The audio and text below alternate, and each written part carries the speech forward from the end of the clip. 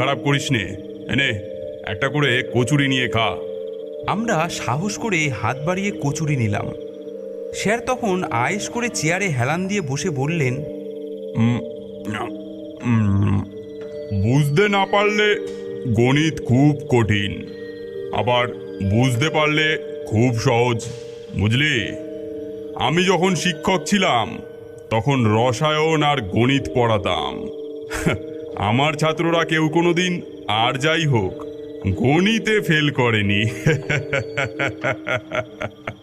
অপুটা এমনিতেই তেলবাজ, এবারে সুযোগ পেয়ে সে বলল, ইস, যদি আপনার মতন শিক্ষক পেতাম স্যার, তাহলে তাহলে কি যে হতো সেটা অপু আর বলল না।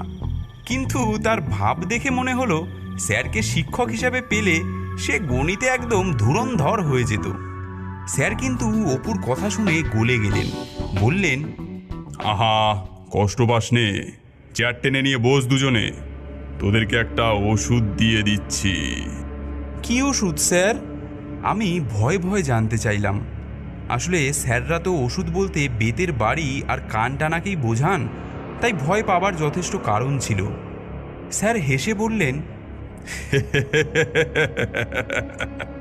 সে তোরা চিনবি নে, ওষুধটা আমার নিজের বানানো। মাত্র 2 ফোঁটা করে খেলেই দেখবি গণিতে মাথা খুলে গেছে। কথা শেষ করে স্যার চেয়ার ছেড়ে উঠে পড়লেন। ঘরের উল্টো দিকের আলমারির মধ্যে সারি সারি কাচের শিশি বোতল রাখা ছিল। স্যার উঠে সেই আলমারিগুলোর সামনে গিয়ে কিছু একটা খুঁজতে লাগলেন। ওদিকে অপু তখন টেবিলের সামনে রাখা চেয়ার সরিয়ে একটাতে বসে পড়েছে। আমি বসতে যাচ্ছি, এমন সময় আমার চোখ গেল টেবিলের ডান দিকের দেওয়াল ঘেঁষে রাখা কাচের পাল্লা দেওয়া আলমারিটার দিকে। এর আগে যেবারে ল্যাবরেটরি ঘরে উঁকি মেরেছিলাম, সেবারে সেই আলমারিটাতেই সেই নরকঙ্কালটা দেখেছিলাম। এতক্ষণ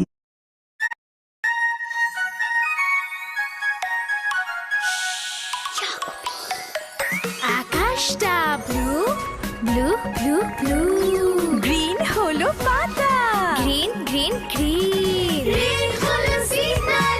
মনে ছিল না, এবারে আলমারিটার দিকে চোখ পড়তেই দেখলাম সেটার দরজা হাঁ করে খোলা আর ভেতরটাও ফাঁকা। ব্যাপারটা কি বুঝতে না পেরে অপুর শার্টের কোণ ধরে টান দিয়ে তাকে কথাটা বলতে যাব, এমন সময় শিবেন স্যার একটা সবুজ কাঁচের শিশি হাতে করে নিয়ে ফিরলেন। তারপর চেয়ারে বসে একটা ড্রপার দিয়ে সেই শিশি থেকে ওষুধ বার করতে করতে বললেন, এই যে